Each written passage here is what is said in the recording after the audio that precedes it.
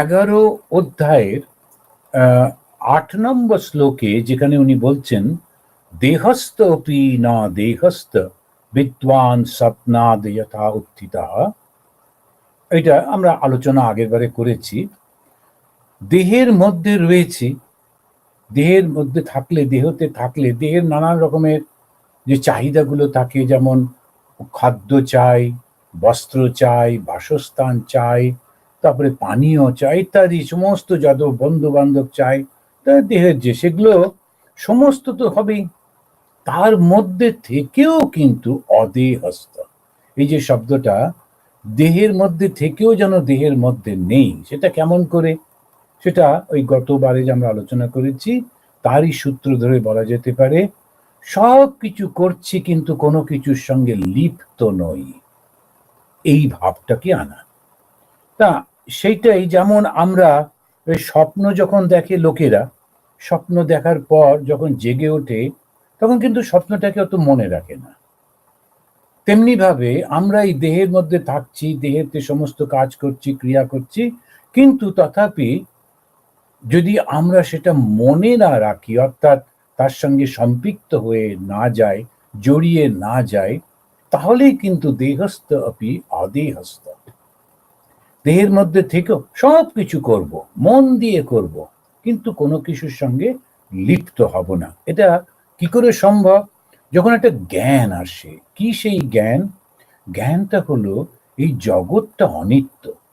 তো এই দেহটা যেটা এই জগতেরই একটা জিনিস, জগতেতে সৃষ্টি হয়েছে, তো সেটা তো জগতেরই, তো এটাও অনিত্য।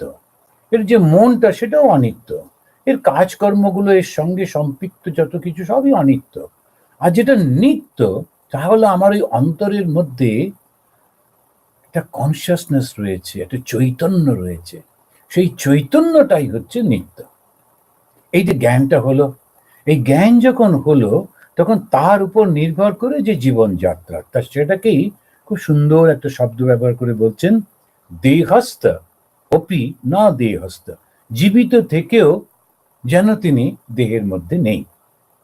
এবারে মানুষ যখন শরীরে থাকে, শরীর ও মনের ধর্ম সে করে, তাহলে কি করে আলাদা হবে? এই ভগবান শ্রীকৃষ্ণের কাছে উদ্ধব তখন এই ব্যাপারে বেশ কয়েকটি প্রশ্ন করেছিলেন, যা আমরা 10ম অধ্যায়ের শেষ 3টি শ্লোকে আমরা এগুলো শুনেছি। উদ্ধব প্রশ্ন করেছিলেন, কোন লক্ষণের দ্বারা, কোন কোন লক্ষণের দ্বারা বদ্ধ বা মুক্ত মানুষকে চিনতে পারবো? কই বা জ্ঞায়ত লক্ষণৈহি, কি কি লক্ষণ থাকবে, কিভাবে আমরা বুঝবো? ভগবত গীতাতেও 2য় অধ্যায়ে অর্জুন এরকম একটা প্রশ্ন করছেন, কি করে বুঝবো যে তুমি যে মানুষটির কথা বলছো, যে ধৈর্যশীল মানুষ, ধীর স্থির মানুষ, তখন সেরকমই এখানে প্রশ্ন করলেন, কি করে বুঝবো যে ও মুক্ত? মুক্ত জীব কেমন করে অন্যদের সঙ্গে ব্যবহার করেন? কথাম বর্তেতঃ, কেমন করে তিনি অন্যদের সঙ্গে ব্যবহার করবেন মুক্ত জীবের? এগুলো স্বাভাবিক একটা একটা প্রশ্ন। যখন আমরা ভাবি দেহের মধ্যে রয়েছে কিন্তু ঠিক আমাদের মতো নয়, ভগবান শ্রীরামকৃষ্ণ সম্পর্কে একটা কথা ছড়িয়ে পড়েছিল, তো এই মানুষটা এই ক্ষণে মরে ক্ষণে বাঁচে। যখন শ্রীরামকৃষ্ণদেব কথা বলছেন, কথা বলতে বলতে হঠাৎ করে তিনি সেই একেবারে গভীর তত্ত্বের মধ্যে চলে যাচ্ছেন, তখন লোকেরা ওটা বুঝতে না পেরে তারা বলতো যে একটা অদ্ভুত মানুষ এসেছে, এই বাঁচিয়ে এই মরে, এরকম ভাবে। তো দেহস্থ অপি না দেহস্থ, দেহের মধ্যেও থাকে কিন্তু তথাপি ঠিক দেহের মধ্যে নেই, এরকম সব। তখন বলছি এরা কি করে কথাবার্তা বলে, কি করে লোকের সঙ্গে ব্যবহার ট্যাবহার করে, খুব কিউরিওসিটি। মুক্ত জীব কেমন করে থাকেন, মুক্ত জীব কেমন করে শরীরের যাত্রা নির্বাহ করেন? তার তো খেতে হয়, ঘুমোতে হয়, শরীর যা যা চায় সেগুলো তো দরকার। একই আত্মা চিরবদ্ধ বা চিরমুক্ত, এটা কি হয়? ওই জিজ্ঞেস করছেন, নিত্যবদ্ধ নিত্য মুক্ত এক এবেতি মে ভ্রমঃ। আমার এটা নিয়ে একটা চিন্তা রয়েছে, একটা আমার জিজ্ঞাসা, যে একটাই তো আত্মা, সেই আত্মা বদ্ধই বা কি করে হয়, আবার মুক্তই বা কি করে হয়?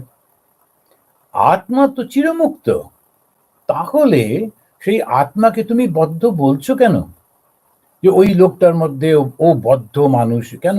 বদ্ধ মানে কি? ও তো শরীরটা তো ওর খোলস, শরীরটা তো ওর পোশাক, তার ভেতরে তো আত্মা রয়েছে, আত্মা তো চিরমুক্ত, তাহলে ওকে বদ্ধ বলছো কেন? এইগুলো সব প্রশ্ন করছেন। উদ্ধবের এই প্রশ্নগুলোর উত্তর দিতে গিয়ে ভগবান বলছেন একেবারে বেদান্তের সিদ্ধান্তের কথাটা। সেটা কি? অধ্যাস আর অপবাদ, এই দুটো শব্দ যদি মনে রাখা যায়, যারা যারা বেদান্ত ঠিক অতটা পরিচিত নন, অনেকেই আছেন খুব সুন্দর জানেন, পড়াশোনা হয়েছে। একটা হচ্ছে অধ্যাস। যখন অধ্যাস হয় তখন যেটা সত্য সেটাকে চাপা দিয়ে দেওয়া হয়, ফলে বুঝতে পারা যায় না। ওই অধ্যাসটার জন্য বদ্ধ বলে মনে হয়।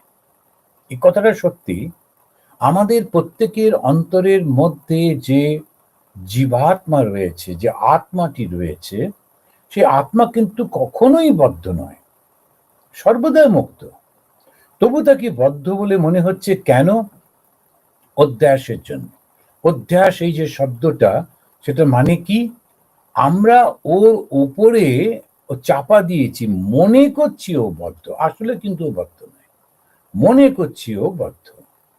ভগবান শ্রীরামকৃষ্ণদেবের খুব অসুখ, তিনি নড়তে চড়তে পারেন না, তাকে শুইয়ে পাল্টে দিতে হয়, এক পাশ থেকে আর এক পাশে ফেরাতে গেলে দুটি লোক লাগে। সেই মানুষটিকে মা শ্রী শ্রী মা শারদামণি দেবী দেখলেন ওই বিছানা থেকে টক করে উঠে, আর ওই কাশীপুরের বড় বড় সিঁড়িগুলো এখনো আমাদের উঠতে হাঁপ ধরে যায়, ওইখান দিয়ে দুমদুম করে নেমে দৌড়ে অত বড় মাঠটা পেরিয়ে তিনি চলে গেলেন। গিয়ে আবার সেখান থেকে দৌড়ে দৌড়ে ফিরে এসে টক করে শুয়ে পড়লেন। শ্রী শ্রী মা ওটা দেখে বললেন, তুমি? মা খুব অবাক, নিজের চোখকে বিশ্বাস করতে পারছেন না। ঠাকুর বললেন, তুমি দেখে ফেলেছ? কাউকে বলোনি, কাউকে বলো না। ওই নরেন প্রভৃতি তার শিষ্যরা, তারা কোনো একটা জায়গায় বসে বসে চিন্তা ভাবনা করছে, ওইখানে একটা খেজুর গাছ আছে, সেখানেতে ওই ফল খেজুরের ওটা কেটে হাঁড়িটা ঝোলানো হয়েছে, রস হয়েছে, যারা জানেন বাংলা, গ্রাম বাংলা তারা জানেন, তো এই খুব সুন্দর খেতে লাগে, তো আচ্ছা আমরা গিয়ে ওইটা পেড়ে খাবো। এগুলো অল্প বয়সীরা খুবই করে থাকে। কিন্তু ঠাকুর শুয়ে আছেন দোতলার ঘরে, ওরা কোথায় বসে গল্প করছে, আলোচনা করেছে, ওটা উনি বুঝে গেলেন। তারপরে উনি ওই মানুষটি যে এত কষ্ট, উঠতে পারেন না, খেতে পারেন না, তিনি দুমদুম করে নেমে দৌড়ে গিয়ে ওর তলায় একটা সাপ ছিল, তাকে সরিয়ে দিয়ে এলেন। ওই খেজুর গাছটা এখনো রাখা আছে। অসাধারণ একটা ঐতিহাসিক একটা জিনিস, যে ওই খেজুর গাছটিকেও কিরকম ভাবে ওষুধ টষুধ দিয়ে কেমন করে সুন্দর করে কাঁচের একটা আলমারি করে, যারা গেছেন, যারা যাবেন দেখবেন, ওই আমাদের যে আশ্রমটি আছে, ঢুকলেই সামনে ওইটি রাখা রয়েছে। ওই তলায় একটা বিষধর সাপ ছিল, ঠাকুর গিয়ে তাকে তাড়িয়ে দিলেন যাতে ছেলেরা একটু আনন্দ করতে পারে, রস টস খাবে ইত্যাদি। তো যে মানুষটি সমস্ত সময় ডাক্তারদের বলছেন আমাকে বাঁচাও, আমাকে ওষুধ দাও, আমার এই হচ্ছে, দেখো কি হবে, সবাই কান্নাকাটি করছে, সবাই চিন্তা, সে কিন্তু দেহস্থ অপি ন দেহস্থ, ওই সমস্ত কিছু থাকা সত্ত্বেও দেহের মধ্যে কিন্তু উনি নেই, দেহটাকে উনি ব্যবহার করছেন, তারপরে দৌড়ে দৌড়ে যাচ্ছেন, সবই হচ্ছে।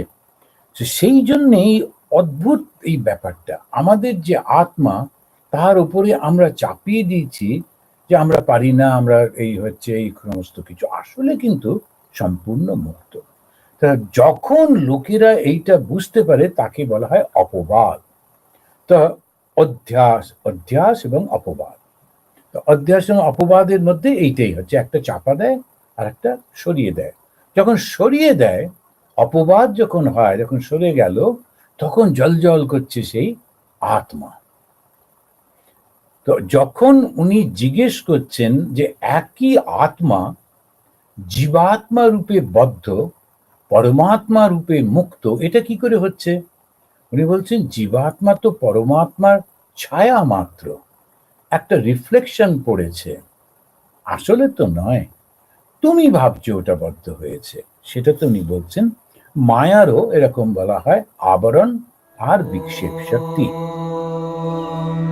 শান্তি শান্তি। Shanti Shanti